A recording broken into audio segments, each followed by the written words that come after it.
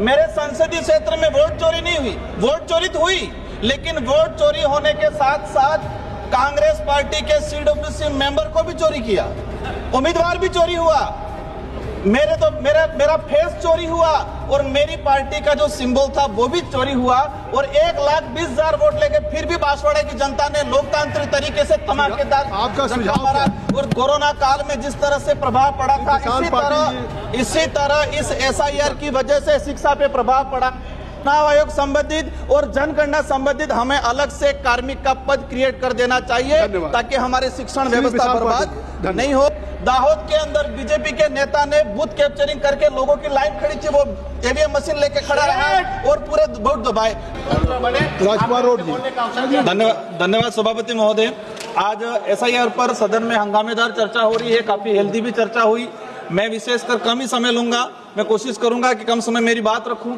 मेरा विशेषकर सत्ता पक्ष के साथियों से अनुरोध है कि देश में जो SIR को लेके कहा जा रहा है कि घुसपैठिया, तो मेरा अनुरोध है कि टोटल कितने घुसपैठिए आए थे, कहां पकड़े, कहां से आए थे, इनका डाटा जवाब में सामने आए। माननीय सभापति महोदय, चुनाव में किस तरह से धांधली होती है मैं बताना चाहूंगा। मेरे संसदीय क्षेत्र बांसवाड़ा के अंदर मेरे सेम नाम से 2 राजकुमार खड़े किए, मेरा सेम फेस उन नॉमिनेशन के अंदर उन्होंने एडिट करके लगाया और मेरी पार्टी का सेम सिंबल लगाया और 1,20,000 वोट मेरे नाम से लेके वो राजकुमार आज तक मैं ढूंढ रहा हूं, मुझे नहीं मिले।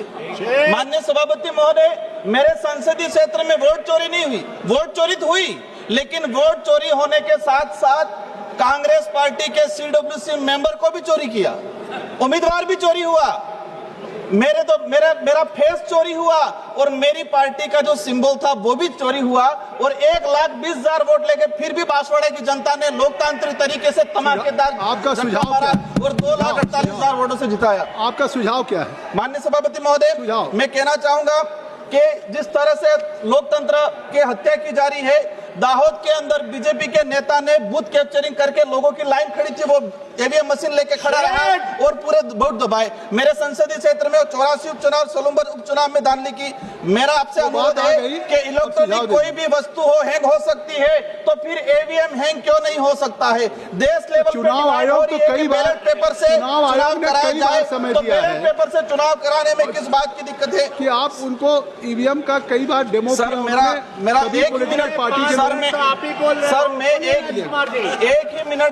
ही मिनट में अपनी बात को रखना चाहूंगा कि कोरोना काल में जिस तरह से प्रभाव पड़ा था, इसी तरह इस SIR की वजह से शिक्षा पे प्रभाव पड़ा। अधिकतर शिक्षक कर्मचारी लगाए